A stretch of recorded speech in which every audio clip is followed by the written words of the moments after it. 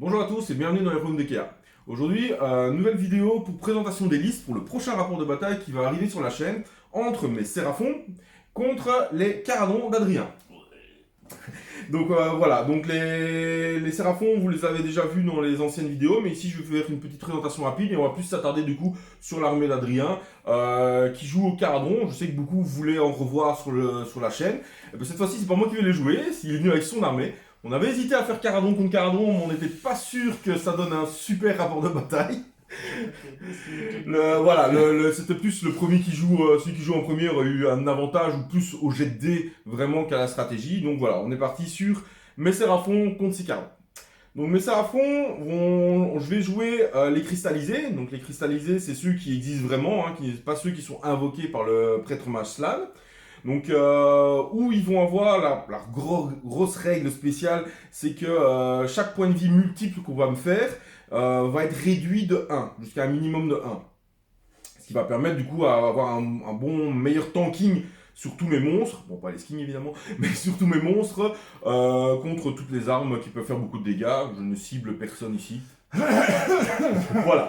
Donc, je vais jouer aussi dans la constellation des lézards tonnerres. Donc, c'est la constellation qui permet d'avoir les stégadons en ligne, qui permet aussi d'avoir tous mes monstres qui vont avoir plus de points de vie. Donc, toujours dans l'optique de rendre des monstres plus résistants au tir et au corps à corps. Donc, voilà. Je vais avoir mon prêtre Mashlan qui est ici. Donc, qui va avoir comme sort l'apothéose céleste, qui va permettre en fait de guérir une unité soit de 1, soit d'un des 3.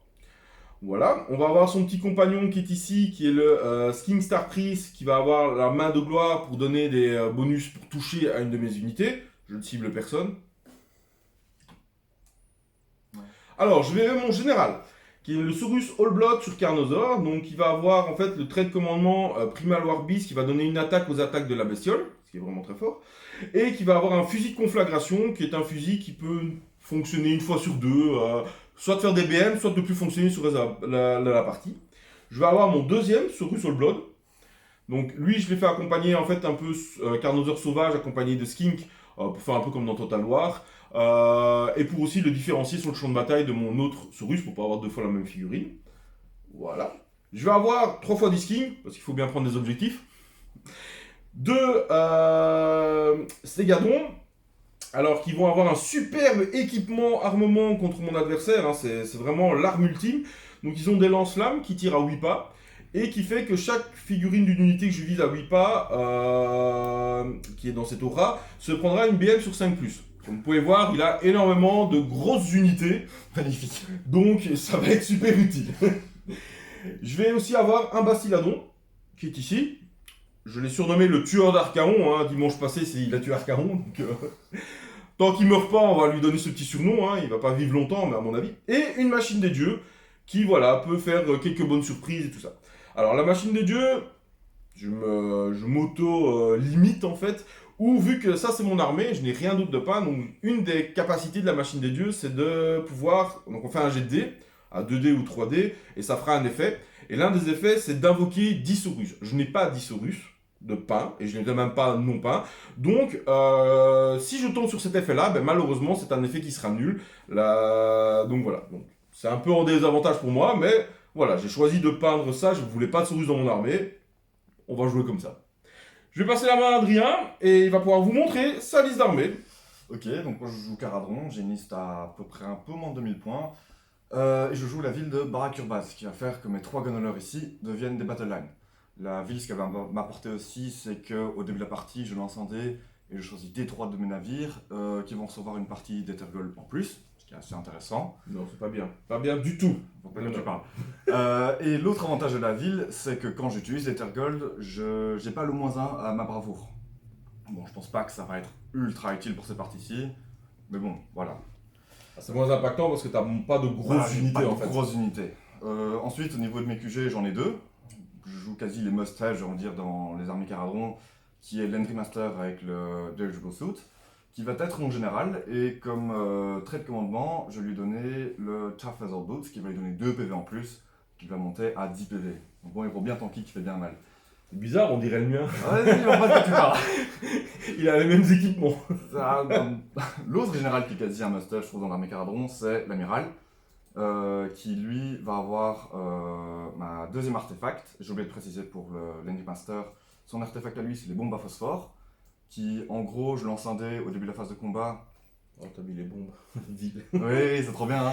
Sur un résultat de 2+, je fais une blessure mortelle et je continue à lancer le dé jusqu'à ce que je fasse un 1. Donc ça a la possibilité de faire, je sais pas moi, 36 blessures mortelles ou ça peut en faire une. Ils sont mignons, mes carnaux. Oui, hein. Et on va être là. Ah et pour en revenir à mon amiral, lui, son artefact à lui, c'est le masque de l'amiral, qui va faire que j'utilise pas de point de commandement quand il utilise ses traits. Ensuite, comme on va dire élite, si on peut appeler ça comme ça, j'ai 2x5 Grunstock Thunderer. Chacun sont équipés avec un Fumigator chacun pour avoir juste le -1 au corps à corps si jamais ils arrivent au corps à corps. Ensuite, comme Behemoth, je joue 2 frigates et évidemment la pièce maîtresse de l'armée, l'Ironclad, qui est, je trouve, la partie la plus importante. C'est juste la base de tir extrêmement puissante de l'armée Caradron. Niveau merveille d'ingénierie, j'en ai 2. J'en ai une qui va être sur le gunner ici, qui est le souffle de Morgryn. Que tu es obligé de prendre Que avec je suis obligé de Baraturbass, prendre avec c'est ça. Baraturbass, c'est ça. Qui va faire que, c'est une fois par partie, à ma phase de tir, je peux choisir une unité adverse. Et pour chaque figurine que contient l'unité, je lance un dé sur un slot 5+, 5+ ou 6+. Je pense que c'est 6+. 5+. Tu prends une blessure mortelle. On vérifiera pour la partie, Voilà. mais je pense de tête que c'est 5+. Ça va pas être incroyable non plus, vu que tu joues aussi quelques grosses bêtes. Hein. Et comme deuxième merveille d'ingénierie, évidemment, ça va être sur l'Ironclad et ça va être les bonnes vieilles plaques d'acier qui vont lui rajouter 2 PV en plus, qui va le monter à 20 PV en tout. Quand même bien Ça, tenté. ça va être dur à tuer. J'ai pris un bataillon, et ce bataillon, ce qui va regrouper, c'est les 3 gunholders, la frégate, et l'escouade de 5 ici des Thunderers. C'est le Grunstock Escort Wing, qui va faire qu'au début de ma phase de tir, je vais faire toi, je t'aime pas. Et tous les unités dans ce bataillon-là qui tirent sur cette unité-là vont relancer les 1. Elles sont toutes gentilles, mes unités. Hein. Faudra-t-il dire que tu les aimes pas. Donc voilà. Donc ce qui va être intéressant, c'est qu'on va aussi jouer par rapport à la suite de vidéos que je vous ai faites sur les tournois et le tournoi que je suis en train de préparer. En fait, ce qu'il faut savoir, c'est qu'Adrien va y participer aussi. Peut-être avec cette liste-là, peut-être qu'il va le changer. Justement, on va tester aujourd'hui. Et du coup, on va tester un des scénarios du tournoi. Donc voilà, donc on vous le présentera lors de la vidéo proprement parlée du rapport de bataille.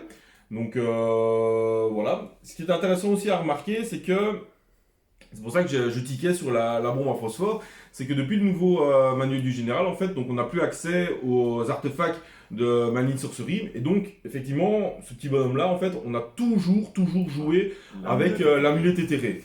Et aussi bien mon armée qu'Adrien, que d'autres joueurs Caradron. Et là, le fait est que, vu qu'on ne peut plus les avoir, on a à chaque fois une surprise parce que tout le monde joue avec un artefact différent sur lui finalement. Ouais. Parce que toi tu joues les bombes, moi je joue encore un autre artefact, et donc ça permet vraiment en fait on découvre de nouvelles combinaisons. Et donc ça je trouvais que c'était vraiment pas mal. Voilà. Donc voilà pour les présentations des listes. On va se retrouver donc vendredi normalement à 20h pour le rapport de bataille. N'hésitez pas, un petit pouce bleu, à partager, à vous abonner, hein, ça aide la chaîne, ça permet de nous faire grandir et d'apporter de nouvelles améliorations aux vidéos. A tout de suite, au revoir.